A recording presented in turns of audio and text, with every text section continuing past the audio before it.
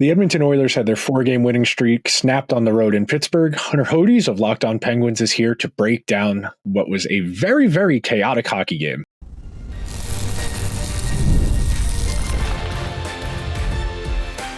You are Locked On Oilers, your daily podcast on the Edmonton Oilers, part of the Locked On Podcast Network, your team every day. Hello, everyone, and welcome to today's edition of Locked On Oilers. I want to thank everyone who is making Locked On Oilers their first listen of the day. Locked On Oilers, a part of the Locked On Podcast Network, your team every day. I am your host, Nick Zararis. That's my good friend, Hunter Hodies. We co-host the Thursday edition of Locked On NHL every week, and Hunter, of course, is one of the co-hosts of Locked On Penguins. Hunter, my friend, that was a very fun hockey game that had no business being as fun as it was. You know, I went to the bathroom in the span of it going from 1-0 to 3-0, and when I came back, I was very confused and then went to the NHL website and watched it back, but that was a really fun hockey game. This is what I want in Penguins Oilers games, Nick. I just want fun, chaos, just no defense whatsoever. There was some goaltending in the third period with Alex Nedeljkovic making some really nice, timely saves, something the Penguins really haven't gotten a lot of from him or Tristan Jarry this year. They're both below water in goals saved above expected and in save percentage. They just really have both not been consistent this year, but that was a big time performance from him considering how many shots and good scoring chances he faced in those final two periods. But this is the type of Penguins Oilers game, again, Nick, that I want to see. Just total fun, complete chaos, not a lot of defense from either side, and it was a blast. Yeah, during the second intermission, Bob Stauffer, who does the games on the radio, was on the Sportsnet broadcast, and he said, and I was very impressed. Bob Stauffer had heard of the movie Hot Tub Time Machine, let alone knew what the movie was about, being that we very different generations and very open-ended hockey. And typically speaking, when we see a team get out to the big lead, we see the team that's trailing have to do that. You know, you have to start to take chances to get back in that game. And for lack of a better word, you know, when the Oilers loaded up and they go 97, 29, 11, 14, and 2, and they start doing that every third shift for 40 minutes, it's one of the real surreal feelings because no one watching that game at 3-0 should be sitting there thinking we still have a chance in this game. But I was sitting there at 3-0 thinking, all right, you get one in the first, we get it to 3-1 going into the break and we come out, all we need is one more. And then it's a 1-goal game. And it's really remarkable that you can do that. You know, there just aren't a lot of people in the sport, let alone teams, that are capable of pulling efforts like that out of tonight. It sounds very dumb to say, but I'm very impressed in a 5-3 loss. I thought they played a really good game once they were down 3-0. Yeah, the Penguins blitzed them to start this game. They were pretty fired up after losing that game to Columbus on Tuesday. That was a game, in my opinion, just for everyone that's an Oilers fan listening to this, obviously, the Penguins had no business losing that game on Tuesday. They're up 2 goals with 8 minutes left. Allow a goal, and then they allow a power play, another goal with less than 2.5 minutes to go in the third. They lose in a shootout because the Penguins are the worst shootout team in the league this year. They just really can't do anything in shootouts, can't get saves, and they cannot score a goal to save their life in a shootout. So they were fired up to start this one. And I will say, I thought Stuart Skinner allowed a softie at the beginning. That Brian Rust goal, for example, Nick, I think he needs to make a save on that. I think you need a timely save there from your goalie. But the Penguins were making some great plays with the puck to start that game. I mean, that Michael Bunting pass to Crosby was sensational. Crosby had a no-look pass for a goal in that first period. That top line with him, Brian Rust, and Rickard Rakell has been cooking for these last several weeks. They're not going to be changing up that line anytime soon, and they feasted on the Oilers tonight. You know, I know the Oilers were changing around some of their defensive pairings for this game. I'll be curious to see if they go back to some of their other pairings for their next game, but that Crosby line was on a mission in this one. And, you know, Rickard Rakell, that's now 21 goals, a little over halfway through the season. He's on a 40-goal pace this year, my friend. And he's definitely kind of saying to Team Sweden, you guys messed up by not putting me on that Four Nations face-off roster. I think, obviously, Sweden is really deep, but I still feel like he probably could have made that roster with the way that he's playing right now. And I think he might make it for, you know, the Olympics in 26. But even when the Penguins went up 3-0, I even said, this is not close to over. The Penguins are in the double digits, my friend, in terms of multi-goal blown leads this year. They have been doing this all season. Even when the Oilers made it 5-3 late in the second, I was kind of sitting there like, man, I'm kind of just waiting for the Penguins to fully blow this. And then once it got down, to 5 minutes left in the third, I'm like, they actually might do this. They actually might fend them off, even though they're tightening things up a little bit defensively, but they're mainly just getting timely saves for one of the first times all season. That I feel like was Alex Nedeljkovic's best game of the season. And that was the big difference in this game. One goalie made timely saves, finally for the Penguins, and they were able to skate out with 2 massive points. Yeah, you bring up a good point there as far as the goaltending battle, because Skinner's been playing pretty well for the last 5 to 6 weeks. He's over a 9-10. He's got a decent goal saved above expected in that window. He's pieced together quite a few nice games, but he's also the benefit of playing behind what's a pretty strong possession team. And when the Oilers are running well, he's only making 24, 25 saves a night, and he usually gets a chance to kind of settle into the game, for lack of a better expression, where the Oilers usually come out, they'll blitz the other team for the first 2 or 3 shifts, bring the temperature of the game down a little bit, where Skinner's able to make some easy effort saves. I mean, anytime you concede 5 goals on 1.7 expected goals, you're going to say you had a bad night. And it stinks when it happens like that, because frankly, you're down 3-0 that early, and any other team, you just kind of sulk your shoulders and say, okay, I guess the game's over. And if you just make one more timely save, or if any of those Ned saves go in, or any of those posts go in, there were ample opportunities for Zach Hyman in and around the net front. I thought the Oilers, for as dangerous as they were, had enough chances that they probably should have scored at least one more goal. And then, it's a different calculation at 5-4 for pulling the goalie, that type of thing. But the last thing I wanted to get in on this first segment is there are so many highs and lows in the course of an entire season, let alone an entire game. I would like the Oiler fan listening to this who's like, why did we lose to the Penguins, who's a little frustrated, to take a deep breath and understand this is one drop of 82 drops of water in a bucket. Yeah, it stings. Yeah, you probably get a better start to this game. You feel a lot better. You have a better chance of winning it. But it's one game. You're on the third game of an East Coast road trip. You have one more game before you come back home on Saturday night against the Blackhawks. Ample opportunity to make it 5 out of 6, which would be very nice. It's one game. There are highs and lows. And it sounds weird to say about in a game where the Oilers had a great chance to win, in all honesty, that sometimes it's just not your night. Yeah, I mean, the slow start doomed them. I saw your tweet during the game, and I completely agree with you. The Penguins blitzed them to open this game. That was the main difference, because you saw the Oilers, I felt like, really wake up right around the 5-minute mark of the second period to the 10-minute mark of that second period. I thought the Penguins were the better team for the first 20 to 25-ish minutes, and then the Oilers started blitzing them, and you saw them really double shifting McDavid. I knew they were going to start doing that fairly quickly, because you can do that with him. I mean, he was basically out there, Nick, I felt like, the entire game, those final 25 to 30 minutes. It felt like he literally did not come off the ice.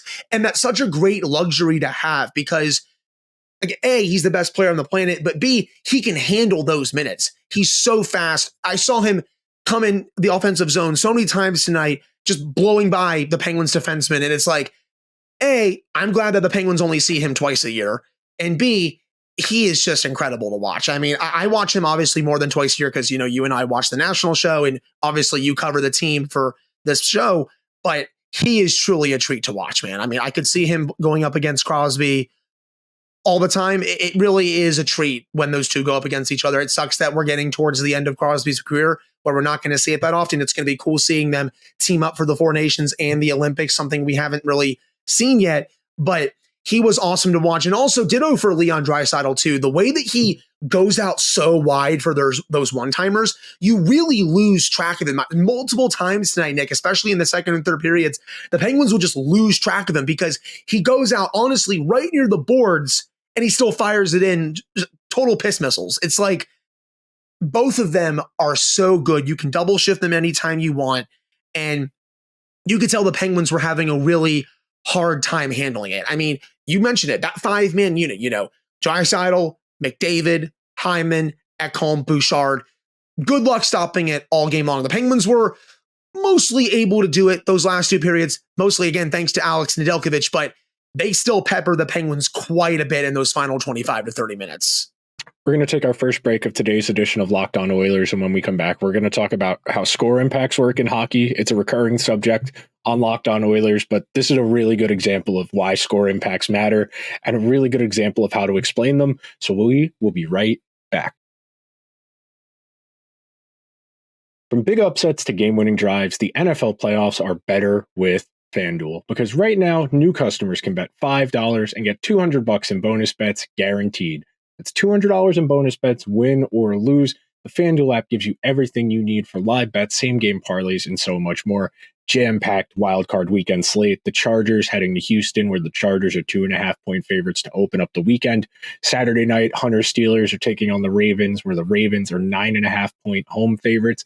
Sunday afternoon, getting the action started up in Buffalo, where the Broncos are visiting as 8.5-point road underdogs. The Packers heading to Philly later in the afternoon, where the Eagles are 4.5-point favorites. The Commanders heading to Tampa to take on Baker Mayfield, where the Bucs are 3-point favorites. And then to close it out, Monday night, the Vikings at the Rams, neutral site game in Arizona because of the wildfires, where the Vikings are 2.5-point favorites. If you want to get in on the action, visit FanDuel.com to join today, where you can get started with $200 in bonus bets. That's FanDuel.com. Make these NFL playoffs unforgettable with FanDuel, an official sportsbook partner of the NFL. Thank you to everyone who is hanging out on this Friday edition of Locked On Oilers. Very special guest Hunter Hodies of Locked On Penguins, my co-host over on the Thursday edition of Locked On NHL. This is one of those games where somebody who doesn't know what they're looking at will post the deservo-meter on Twitter and say, expected goals according to who? Because they didn't understand. They don't understand what those numbers are telling you. You know, if you take just the box score, those stats, and you say, well, they outchanced them by almost 12. They out-expected goals them almost 2-1. They out-high-dangered them like 5, I think by 2. And the average person who doesn't understand how you put those numbers together is going to be very confused, and they're going to get frustrated, and they're going to do the very condescending expected goals are expected by who. This is a game that's a perfect example of why it is so hard to pull away in hockey in comparison to the other sports, because 3 goals sounds like a lot. It really isn't. 3 goals really is not a lot in hockey. Especially when you have world-class players that can get you back into a game in an instant. You know, again, tonight, Nick, 3-0 lead.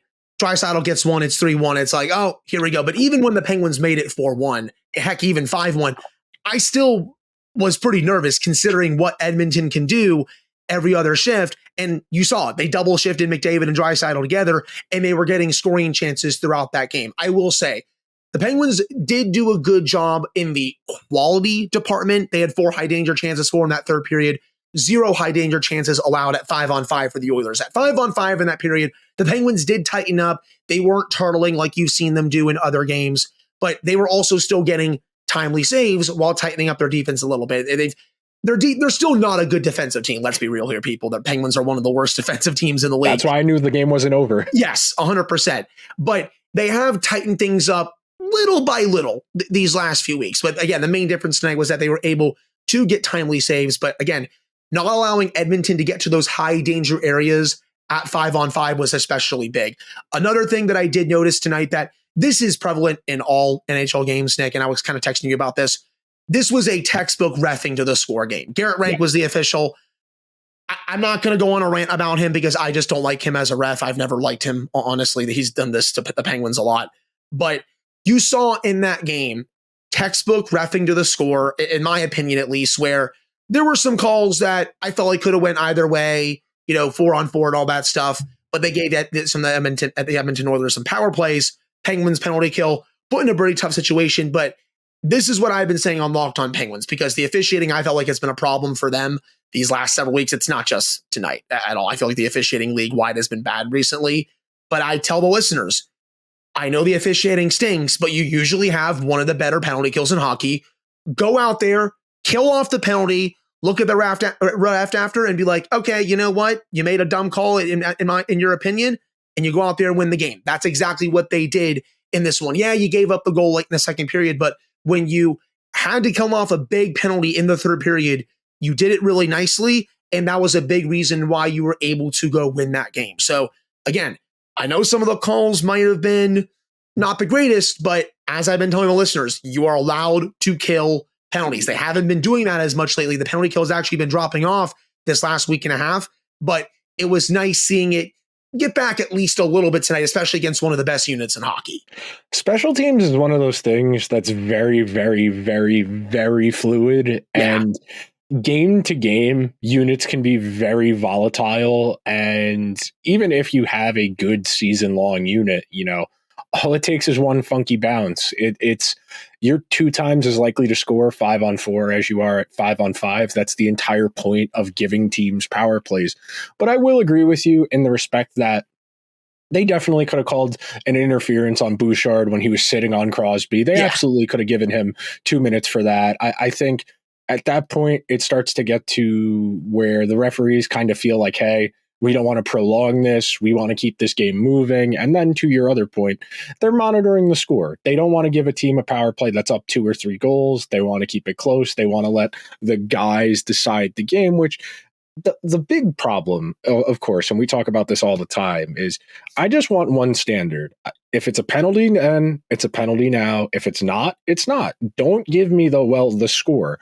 That's not fair. Consistency, man. That's the biggest thing I want with officiating. Like that Brian Rust play, Nick. Yeah. That is a pick play, which should be called. Don't get me wrong. It should be called. They just never call it. So you're calling it in that situation based on the score. But if that's a 1-goal game or a tied game, you're not going to call it. So I just want consistency. If you're going to call that, okay, call it all the time. If you're not going to call it all the time, then just don't call it. It's frustrating, man, because and we never get great answers on this. We always start the season where everything gets called and every game has 4 or 5 penalties for each team. And then by the time you get to February, you're lucky if you get 3 per team in a regular season game. I won't say special teams ultimately swung the game, but the Penguins going 2 for 3 on the kill definitely helps. The Oilers had ample chances to finally convert, and that was what was so tantalizing about this. Is it's kind of for lack of a better expression, the Oilers had no business being in this game, but crawling their way back in, inching their way back in, then you start to convince yourself, well, maybe we can steal this. We have no business even being in this game, let alone winning this game. If we just keep chipping away slowly but surely, we make the Penguins play more defense. We make them play active defense. And worst case, if we just pepper Ned for 35 minutes, we should be able to get 2 or 3 past him. And then all we need is a Penguin mistake or 2, and we're right back in this game. And it's one of the real luxuries you have when you're a genuinely good team. It's not only are you never out of a game, it's also the fact that you can win in a bunch of different ways. And this would have been an example of the nothing really great happens defensively, but you're willing to trade chances because it works out for you. I jokingly tweeted that Josh Brown just isn't good. And I don't understand what he was doing on that goal, because he had ample time to settle his feet, to look where to go with the puck. And he panicked. He turned it over in the neutral zone. The Penguins came down and scored. But when you are a good team, you can afford these mental block games. It is okay. I am not that mad. It happens. That some nights it's just not your night.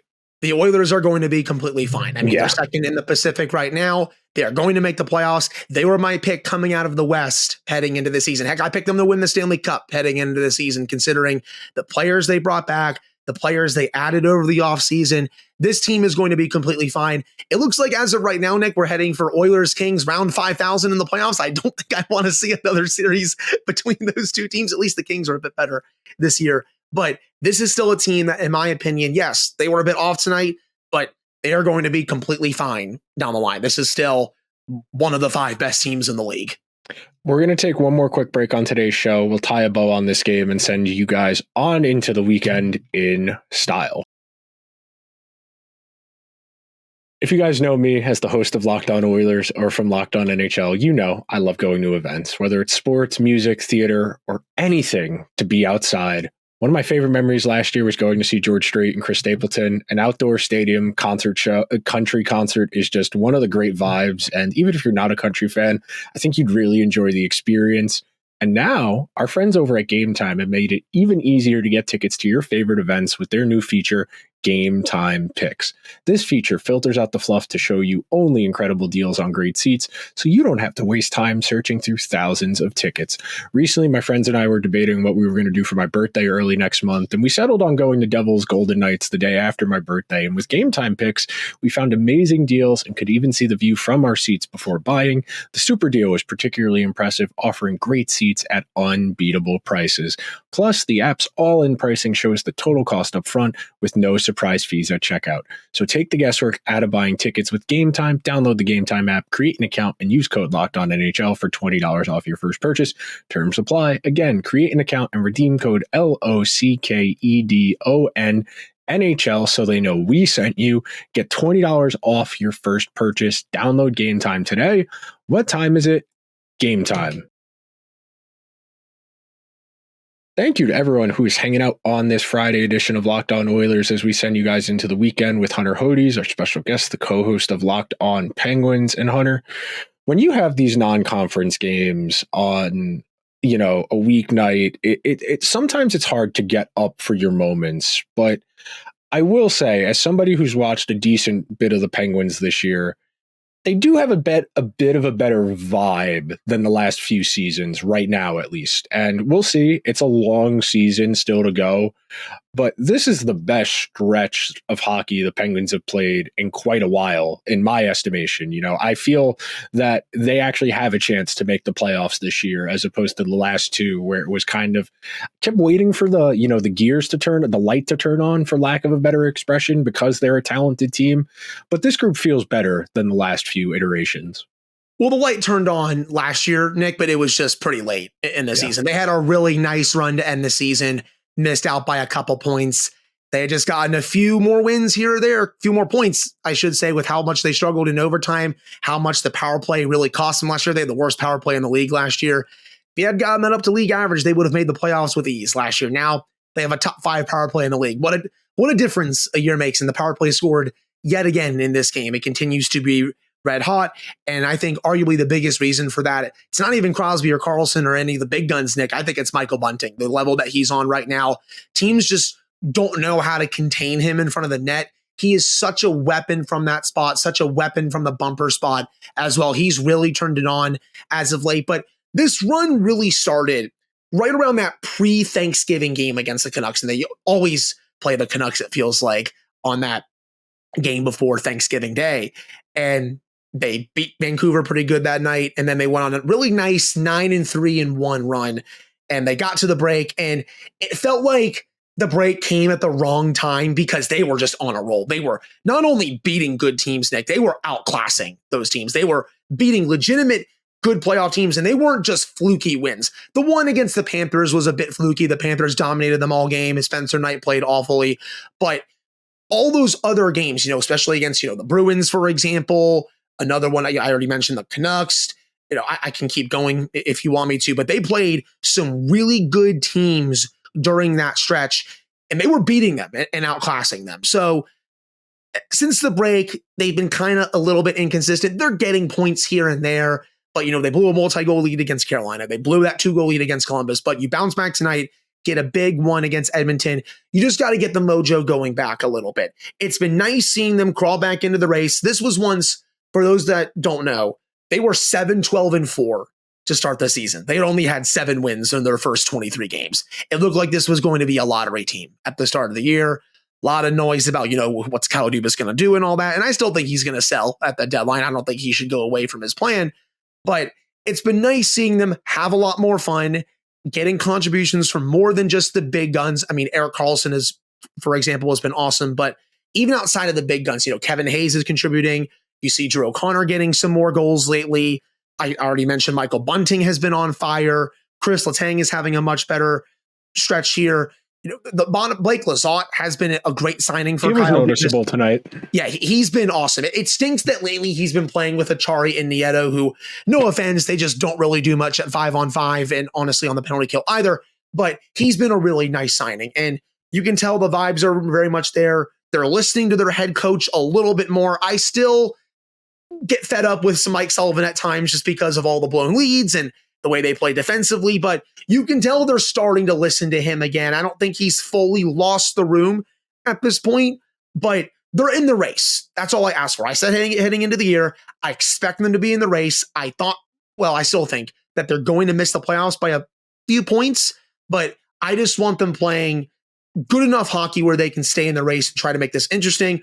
They're accomplishing that goal right now. And hey, that final wild card spot is wide open in the Eastern Conference. And Nick, honestly, the Bruins might fall out of that third spot in the Atlantic. They are playing some really bad hockey. So honestly, if the Bruins keep this up and Tampa maybe goes up to that third spot in the Atlantic, you might see both wild card spots wide open in the Eastern Conference. It's going to be a mess because no one is that good. No. And that's a good thing as a viewer. It's a bad thing maybe as the NHL. But the one last thing I wanted to hit on in this segment is just, it's remarkable to watch Sid still. You know, anytime you watch one of those guys, and it's not as crisp, it's not as fast, but he was on one tonight. You know, he opened the scoring. He facilitates that first goal by creating the zone entry, by taking the puck behind the net. He gets the puck out to the point, and it eventually settles back down and it crashes. But when you get to watch a master of the craft do their thing, and tonight it was a lot of mano-a-mano where McDavid was out there against him. It was just really interesting to watch the cat and mouse between those two going head to head so much, especially because Leon and Hyman and Ekholm and Bouchard were out there with McDavid for what seemed like every third shift, almost the entire game. And the Penguins, to their credit, you know, to Sid's credit, they did a reasonable job defensively tonight against those guys. And I do think we've talked about this before, that McDavid, Sid's defense does get overplayed a little bit. But, you know, 8-2 shots, 2-1 goals for the Oilers in those minutes. But like, the Penguins still played reasonably well, that Crosby was able to get out there and set up 2 of the goals for them tonight. Crosby's defense these last 2 years has really gone downhill. Don't listen to Eddie Olczyk, who says, he should be in a Selke trophy conversation or anything like that. That's just not true. It was true 3 to 4 years ago. It's not true now. He's obviously a bit older. He's not as good defensively as he once was. There was a time where I do feel like he was a top 5 to top 10 defensive center in the league. He is not that anymore, but he did reasonably fine tonight against McDavid and company. He had a couple of nice assists. He gets the goal off that beautiful pass from Michael Bunting. Against McDavid, I will 1,000,000% take that. That top line was cooking all game long. Brian Rust continues to stay hot. As I mentioned, Rickard Rakell has been on fire this season. And Sid, he's going for that point per game record, my friend. He might get it this year with the way he's playing. It's just awesome seeing him continue to do this on a nightly basis. Everyone in this town is so spoiled by what he does. And I should say, as of right now, Tampa Bay has actually leapfrogged Boston for third in the Atlantic. So now those final 2 wild card spots right now, you said it, they're a mess because Boston's at 45, Columbus is at 44 points, that is. Pittsburgh's right there with 44. So if this keeps up and Tampa Bay keeps playing well and Boston keeps sliding, those final 2 wild card spots, again, are wide open for the taking in this very, gotta say it, average Eastern Conference. Average is generous, brother. If you look at the teams that we're talking about that are in playoff spots or close to it, I mean, Columbus is in a playoff spot right now. Pittsburgh is tied with them. Columbus has a game in hand. Ottawa's 3 points back. Montreal is 3 points back. Detroit is 4 points back. Hell, the Rangers, who are 6-15-1 in their last 23 are only 4 games back. No one is good. All of these teams are mediocre at best. And it's going to make, winning a division this year actually worth it for you. Yes. If you're Carolina, if you're Washington or the Devils, if you're Florida, if you're Toronto, you really want to win your division and get an easy first round matchup, because the difference, and the Leafs will attest to this, the difference between playing, Florida or Tampa in round 1 as opposed to playing Montreal or Detroit is a massive difference. If Yes. you can get that easy first round matchup and not burn too much off in that first, burn too much of the candle down in that first series, it does make a difference. Those playoff series, they age you in dog years. But that'll do it for today's edition of Locked On Oilers. Hunter, if you want to plug Locked On Penguins and Locked On NHL, the floor is yours, brother. Yeah, so we're going to record our episode a bit later after this premieres on Friday with my co-host Patrick Dan. We're going to recap this game against the Oilers and get everyone set for a fairly big back-to-back for the Penguins this weekend. They play Ottawa at home, need the 2 points there, and they also play Tampa Bay at home as well before they host Seattle, and then they go out on a massive 7-game road trip to end the month of January. So you can follow the Locked On Penguins podcast wherever you get your podcasts, Apple, Spotify, YouTube, Amazon Music, all that good stuff. You can follow me on Twitter if you're on there at Hunter Hodies. You can follow the show's Twitter at LO_Penguins. And you can follow my co-host, Patrick Damp, at Synonym for Wet on all social media platforms as well. And you can find Nick and I on Locked On NHL every Thursday where we discuss the latest news and notes around the NHL, recap the games from the last week, and hit the big storylines every Thursday. Very well done, sir. If you're this far into the episode, you can subscribe to Locked On Oilers wherever you get your podcasts or over on YouTube. We're pushing for 2,000 subs by the playoffs. It's doable. Get on board now, because by the time the playoffs come, you're going to be stark raving mad for some good playoff hockey content. I will talk to you guys after the weekend, where hopefully the Oilers can take care of business against the Blackhawks. Everyone have a safe and fun weekend. I will talk to you guys on Monday.